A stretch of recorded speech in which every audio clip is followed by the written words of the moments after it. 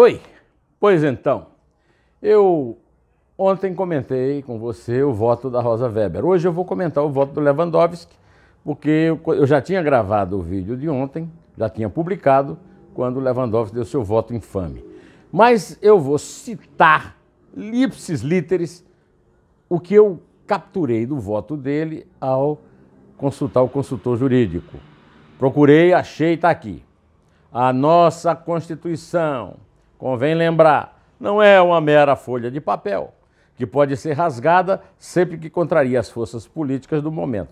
Ao revés, a Carta Magna possui forças normativas suficientes para fazer com seus preceitos, notadamente aqueles que garantem os direitos individuais e coletivos das pessoas, sejam cabalmente observados, ainda que anseios momentâneos, mesmo aqueles tidos como prioritários em um determinado momento histórico, a exemplo do combate à corrupção, que um setor mais mobilizado da sociedade, politicamente motivado, hoje reclama com estridência, requeram solução diversa. É que a única saída legítima para qualquer crise real ou imaginária em um regime que se pretenda democrático consiste justamente no incondicional respeito às normas constitucionais.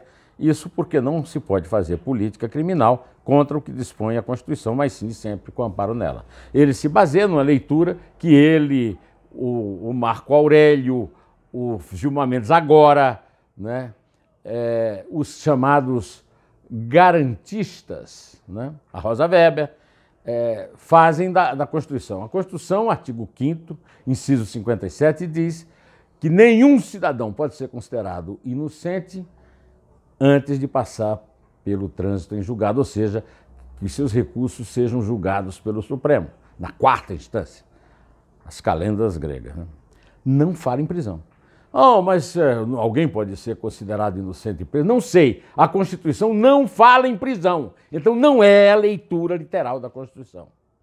Segundo, o senhor Ricardo Lewandowski, por obrigação constitucional, presidiu a sessão na qual o Congresso Nacional decretou o impeachment de Dilma Rousseff e aceitou a conspiração do presidente do Senado, o publicamente citado como corrupto Renan Calheiros, auxiliado pela Cátia Abreu, de rasurar o artigo da Constituição que proíbe que qualquer presidente que passa por impeachment é impedido de ocupar um cargo público por 8 anos.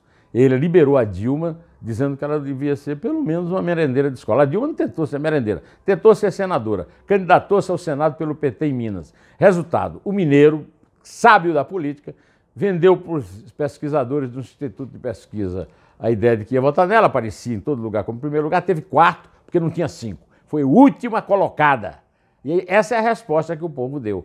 Por falar em povo, isso que ele falou aqui, que só quem está interessado no combate à corrupção é uma elite, né?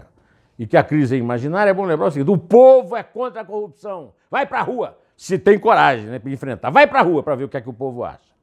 Pois então, aí ontem eu disse para vocês que estava resolvido, a segunda instância tinha sido condenada, caiu, porque o empate de 5-5, o Supremo dividido ao meio, o presidente do Supremo é o ex-advogado-geral da União do Lula, sempre um advogado empregado pelo PT, e iria votar claramente contra a segunda instância, até para soltar o Lula.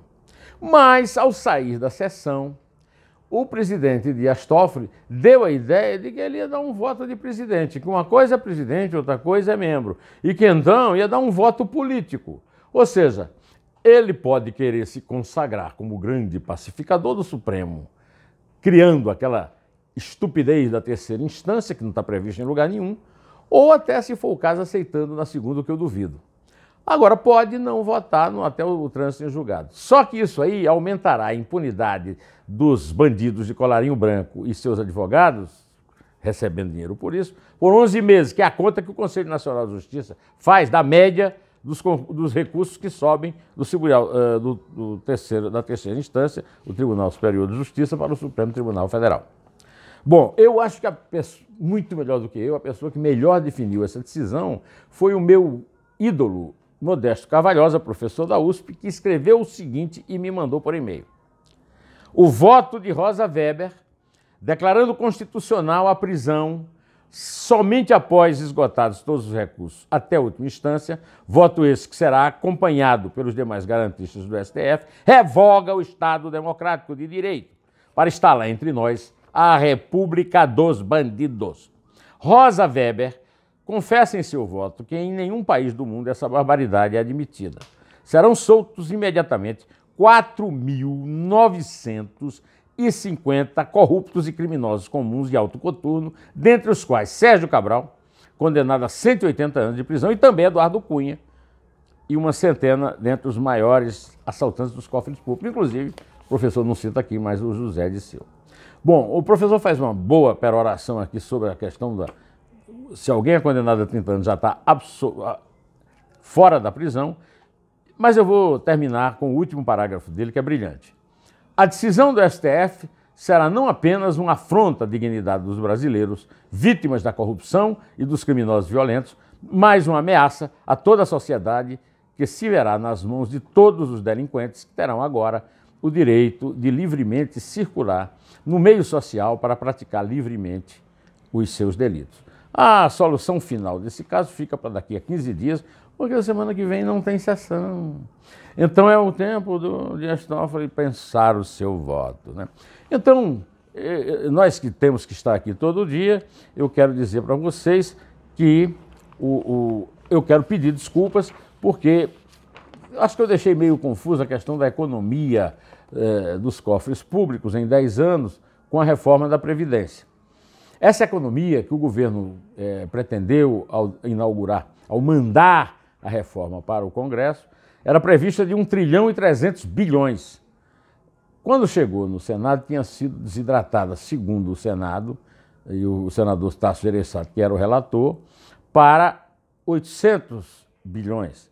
Na verdade, segundo Felipe Salto, daquele Instituto de Finanças do Senado, diz que a economia ficou mesmo em 630 bilhões, ou seja, pouco mais do que os 600 bilhões que o Paulinho da Força disse que tinha que desidratar, até 600 bilhões, 30 bilhões a mais só, para evitar que o Bolsonaro levasse de rodão o segundo turno. Por falar em Bolsonaro, o Bolsonaro foi à China, está na China, em vez de estar aqui tratando do assunto das praias, né? E na China levou de presente um agasalho do Flamengo para o presidente da China, o Xi Jinping.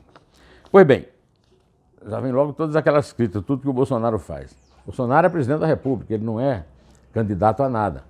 Bolsonaro é Palmeiras, todo mundo sabe que o Bolsonaro é Palmeiras. E o Flamengo é o time que vai disputar a final da Copa Libertadores da América,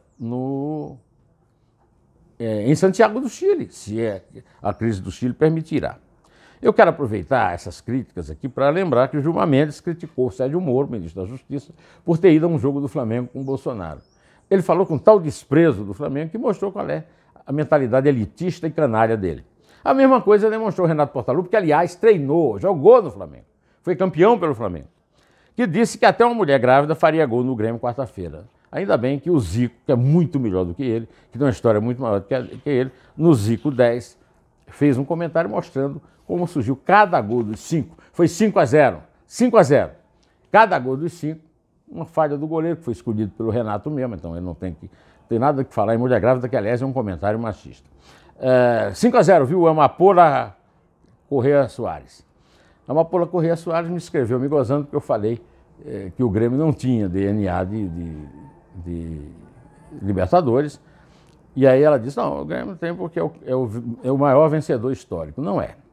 O maior vencedor histórico da Libertadores é o Independiente, 7 Libertadores, o Boca Juniors, da Argentina, 6, o Peñarol, do Uruguai, 5, o Estudiantes, da Argentina, 4, o Olímpia, do Paraguai, o Nacional, do Uruguai, o São Paulo, o Santos de Pelé, do Val Coutinho, Pelé e Pepe, e o Grêmio da nossa Amapola 3 vezes. Realmente o Internacional e o Cruzeiro de Belo Horizonte ganharam 2 vezes, todo mundo ganhou mais do que Corinthians e Flamengo, que só ganharam um, o time mais popular do Brasil. Mas quarta-feira foi 5-0. 5-0. Pois bem, eu quero também pedir desculpas ao meu amigo Magno Martins, querido amigo meu, que tem uma coluna no jornal Folha de Pernambuco, em Recife, e que eu chamei de Carlos Magno. Carlos Magno é um amigo meu de Campina Grande, que tem um nome em comum com ele, e que eu conheci no dia em que eu conheci a Isabel, que estava conversando com ele na fila do lançamento do meu livro, Que Sei de Lula, na churrascaria do Manuel da Carne de Sol, em Campina Grande. Fiz a confusão, peço desculpa ao Magno Martins e garanto que não repetirei esse erro, porque eu não vou cumprir. Pelo menos eu não repetirei esse, mas eu farei outro, porque a memória do velhinho aqui está começando a pipocar. Bom, direto ao assunto. Em té, e só a verdade nos salvará.